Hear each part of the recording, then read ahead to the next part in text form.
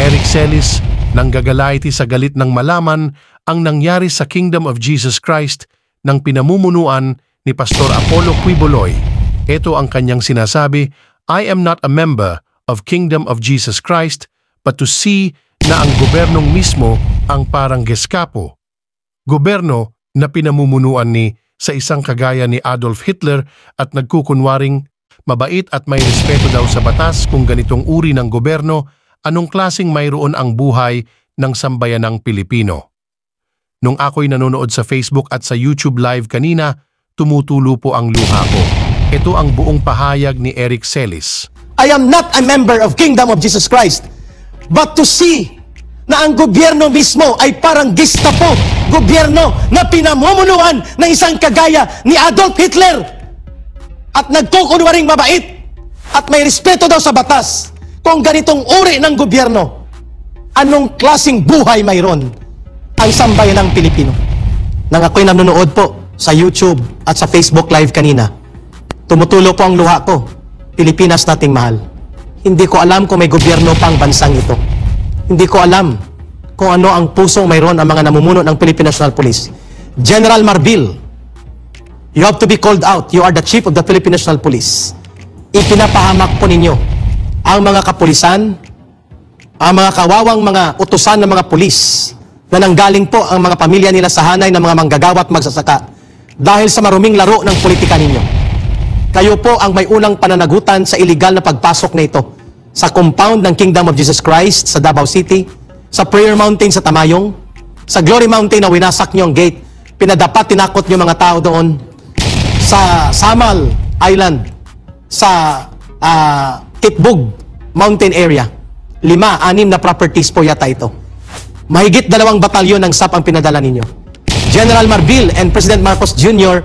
and Secretary Benhur Abalos ng DILG. Sa inyong mga kamay po nanggagaling ang ganitong uri ng kapangahasan at karahasan. Ang bitbit ninyo ay warrant of arrest, hindi search warrant. Ang elemento ng warrant of arrest dapat may direct knowledge ang magsiserve ng warrant na nandun sa lugar na yon ang target para isilbi ang warrant of arrest. Kung wala man, kailangan nakiusap ng maayos, hindi pinwersa. Bakit nagpadala kayo ng 2 batalyon ng mga pang-combat na SAF? Ano ito, mamasapano? Ano ito, mga armadong grupo ng CPP, NPA, NDF, ng BIFF, ng Mauti ISIS, ng Ansar al-Khalifa, ng Dawla Islamiyah, Abu Sayyaf? Ganun po ba ang Kingdom of Jesus Christ? General Marbel, mag-isip-isip po kayo. Your name must be called out. You have to stand and face trial for the people for using the Philippine National Police as an organization like a Gestapo. General Marbel, wala pong martial law sa bansang ito. Pangulong Marcos Jr. at Benhur Abalos, Secretary ng DILG, you do not own the government, neither do you own the entire absolute power in government. Why do you impose powers similar to Gestapo, Nazi Germany during World War II? Ang bansang ito ay huling pumunta ko sa aking paglalahad sa Pilipinas nating mahal. Ang alam ko, ang gobyerno na namumuno sa Pilipinas ay mga Pilipino, hindi Gestapo. Hindi po mga Hapones na mananakop at sumira at nagwasak ng bayang ito. Do we still have the government that respects the law? Marcos Jr., saan ka man lupalop ng daigdig kung nandito ka sa Pilipinas? Parang wala ka naman palagi dito. Hindi po ang mga ground commanders ang kusang pumunta o CIDG o SAP lamang na pinamumunuan ni General Pispis. Ito po ay kautusan na inaprobahan ng Chief of the Philippine National Police. Ito po ay kautusan na kinonsinti ng DILG Secretary. Ito po ay kautusan na illegal na kinonsinti mismo ni Marcos Jr. No ifs, no buts. You can only search the compound, any property, if there is a clear order na may search warrant kayo na nakasaad sa utos ng korte. Ang Philippine National Police po ay walang karapatang magtakda kung anong isi-search o hindi unless they are given authority and order by the court. General Marbel, bumalik po kayo sa Law 101. Nakakahiya, nakakasakit ng loob that you were appointed as Chief of the Philippine National Police and you do not know how the law should be implemented. Hindi po ang warrant of arrest nagpapahintulot na kayo'y maghalughog ng mga lugar, magwasak ng mga pribadong property, ari-arian, just because you're looking for Pastor Quiboloy, among others. Hindi po pinapahintulutan sa warrant of arrest ang pag-search. This is actually an illegal search. And the arrests that you effected were all illegal arrests. Sa sobrang pagkasipsip po ninyo kay Lisa Araneta, kay Bongbong Marcos, nakalimutan ninyo na ang batas ay nangingibabaw kanino man, even to the President. Nakalimutan ninyo, General Marbil, Secretary Abalos, na ang batas ay mas makapangyarihan kay kanino man na nasa pamahalaan. At hindi lisensya, dahil pulis kayo, ay pwede nyong harasin, durugin ang mga tao, kagaya ng ginawa nyo sa Kingdom of Jesus Christ. Ang tanong, wag sanang ma-offend ang ating mga kaibigan sa Iglesia ni Cristo. Kung nagkataon ba, General Marbil, Bongbong Marcos Jr., na ang organisasyon ni Pastor Quiboloy ay kapareho ng Iglesia ni Cristo. Ganon din po ba ang gagawin ninyo na pangbabastos at pangbababoy sa mga taong walang kinalaman sa terorismo, pero kung tratuhin nyo ay sobra pa sa terorismo? Can you do that if the organization like this is like Iglesia ni Cristo or the Roman Catholic Church? Bakit kayo ganon? Dapat po i-call out natin itong si General Marbil, si Secretary Benhur Abalos ng DILG, and even si Bongbong Marcos Jr., sapagkat dyan po nanggagaling ang tinatawag na respondeat superior. What is that? Yan po ang tinatawag na command responsibility. Integrated Bar of the Philippines, bakit tahimik kayo? To make a legal opinion that this is a very clear bastardization of the law. Iskandalosong paglabag sa batas. Walang search warrant. Pinasok ang mga pribadong compound ng isang matino at maayos na religious organization. Bakit tahimik ang mga korte? Why is the Supreme Court silent in the undeclared authoritarian rule in the country today? Bakit po masakit sa dibdib naming mga ordinaryong mamamayan?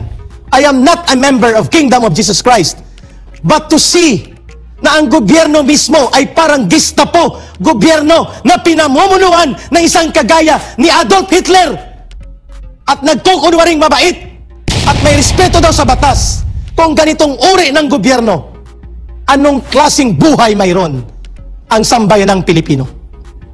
Sasamahan po tayo maya-maya lang, mga kababayan ni Professor Malotikia. Masakit sa dibdib.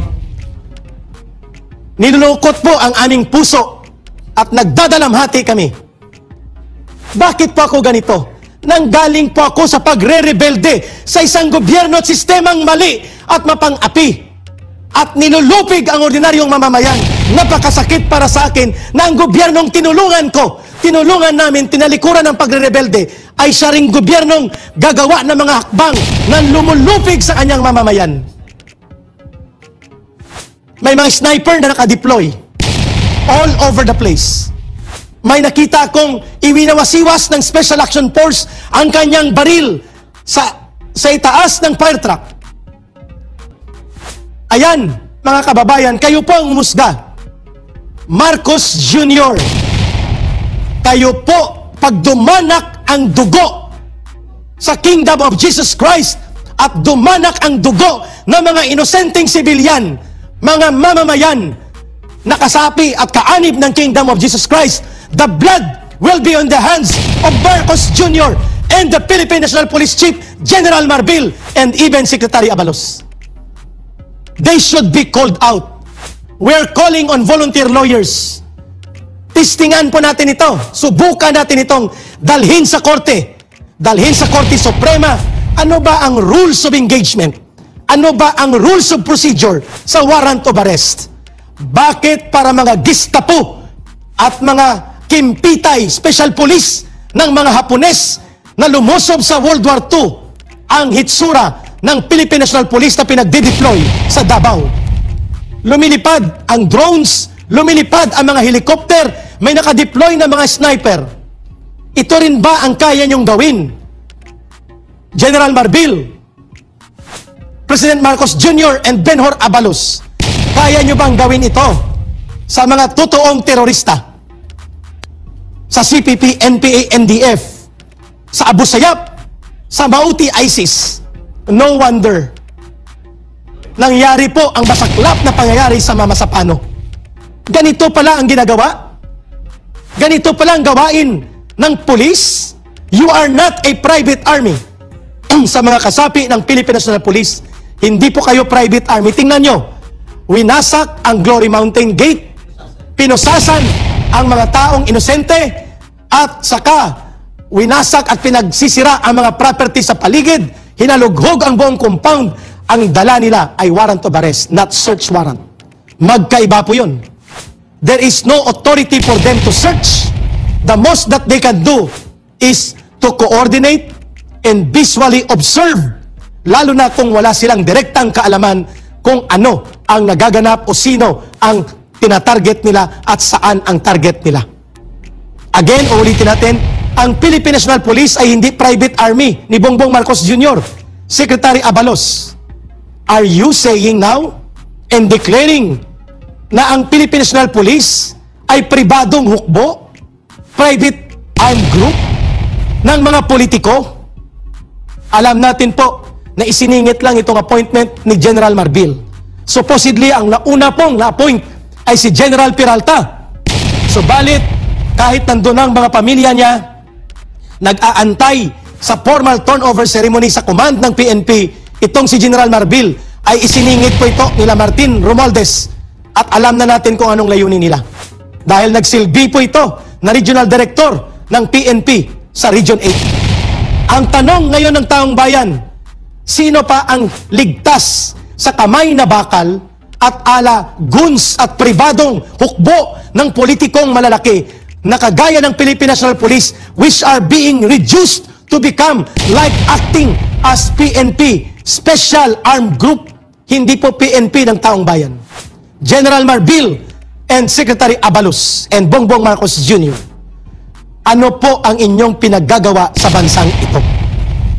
Maya-maya po makakasama natin ang Executive Secretary ng Kingdom of Jesus Christ, at makakasama din po natin si Professor Malo Tiquia para po talakayin ang nakakabahalang kalagayan ng ating lugar sa Davao at ng buong bahagi ng buong bansa. Wala po tayong declared martial law, mga kababayan. Subalit, hindi po nirerespeto ng mga pulis ang civilian authorities. Hindi man lang dumaan sa mayor, sa barangay captain, hindi man lang dumaan sa mga local officials ng Davao. Ito pong gawain na ito, kung i-search nyo sa YouTube, ganyan na ganyan po ang ginagawa ng mga Gestapo, Special Nazi Police ni Adolf Hitler sa Germany. Nababahala tayo sapagkat dalawang mensahe ang gustong ipaabot ngayon ng PNP sa utos ni Marcos Jr. Number 1, hindi na kayo ligtas na mga mamamayan kung anong gusto ng gobyerno ni Marcos Jr.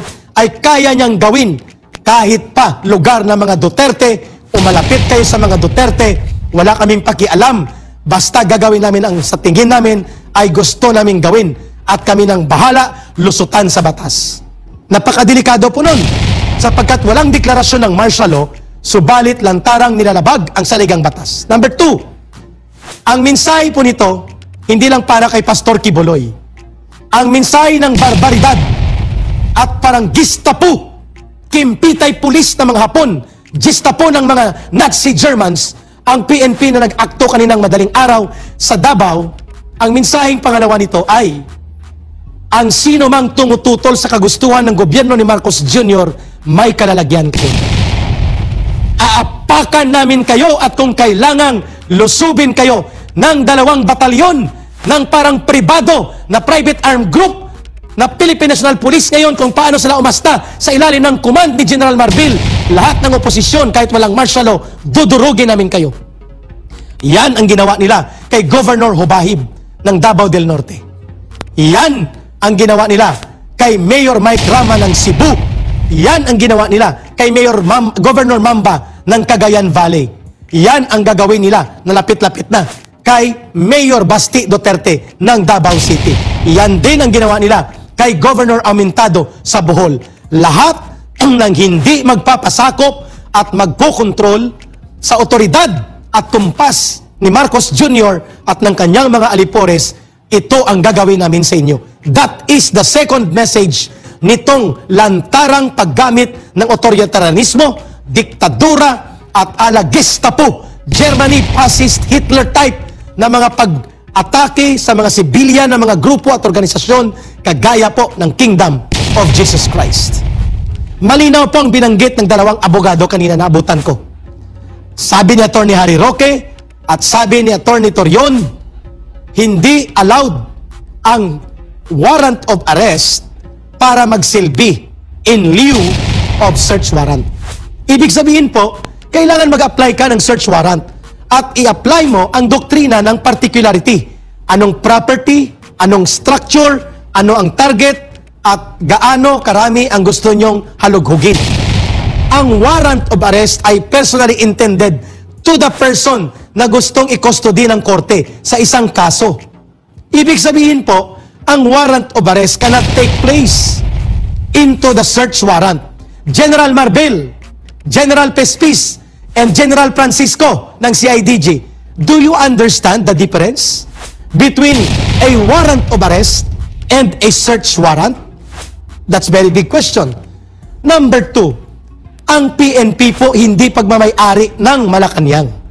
While the President is the Commander-in-Chief, as the President of the country, he is not the private owner of the Philippine National Police. The PNP should serve the country and protect and serve the people, not the interests of Marcos only as the President, and not of the First Lady or ni DILG Secretary Abalos, na isa ding politiko na nagiging tambaluslos, kagaya din ni Martin Tambaluslos. Malinaw po mga kababayan, na napakalungkot, nakakagalit, nakakapanlumo, napakasakit po makita natin ng isang pulis na may mga full battle gear equipment, may mga bit-bit na high-powered firearms, iwawasiwas nila sa mga sibilyan, hindi armado at walang kalaban-laban na mga members ng Kingdom of Jesus Christ. Ano po ba ang rules of engagement? General Marbil, Secretary Abalos, what are the rules of engagement? Number 2 question yun. Hindi po ba nila alam na ang kanilang pinuntahan ay hindi combat zone, kundi civilian privately owned property, na dapat nilarespeto nila ito dahil ito'y pinoprotektahan at ginagarantiyan ng saligang batas na magkaroon po ng private property, ng privacy at ng protection sa pagmamay-ari, ang Kingdom of Jesus Christ. That's number 3 question. Number 4, hindi po si Pastor Kibuloy at ang Kingdom of Jesus Christ lang ang inyong inaapakan, winawasak at nilalabag ang mga karapatang fundamental. Nilalabag niyo po ang karapatan ng lahat ng sibilyan ng mga Pilipino, na mga mamamayan, sapagkat if you can do this in Davao City, if you can do this to Kingdom of Jesus Christ, if you can do this to Pastor Kibuloy, if you can do this with impunity, with arrogance and barbarity and scandalous display of abuse of power, what will prevent the Philippine National Police to be used as another Gestapo operations of private armed group against perceived political enemies of this government? Dapat magsalita na po tayo. Nananawagan tayo sa Pre-Legal Assistance Group, nananawagan po ang Pilipinas ating mahal, sa grupo ng Integrated Bar of the Philippines, sa Supreme Court, motu proprio, please review what are the guidelines for the rules on implementing warrant of arrest. What are the do's and don't? What should be done in this kind of open display of violation of law? Who will speak about this? Supreme Court, sino pa man sa inyo, magsalita po kayo. Ito po ang panawagan ng Pilipinas nating mahal. Maya-maya lang po ay makakasama na natin si Professor Malotikia. At magkukuha po tayo ng kanyang kuro-kuro at mga pananaw. At habang wala pa po, at ganon din po ang taga-Kingdom of Jesus Christ, we will try to interview si Executive Secretary of the Kingdom of Jesus Christ, Sister Eleanor, para po makuha natin ang aktual na mga assessment and reaction, and even Atty. Torion, the Chief Legal Defense Team ni Pastor Kibuloy, at tumutulong na rin